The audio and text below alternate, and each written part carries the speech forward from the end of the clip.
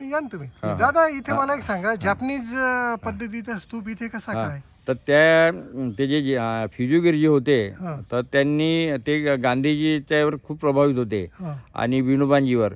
मग त्यांनी अशी कल्पना केली की जपानी पद्धतीचा स्तूप या ठिकाणी आपल्याला बांधायचा आहे बा. तर मग त्यांनी विनंती केली बजाज फाउंडेशनला आणि बजाज फाउंडेशनने त्यांना ही जागा दिली आणि हा स्तूप उभा या ठिकाणी केला त्यांनी. तर पूर्ण हे फ्युजीगिरी मेमोरियल ट्रस्ट आहे जपानचं, तर त्यांचं हे ते मोठं योगदान आहे. म्हणजे त्यांचंच आहे हे सगळं.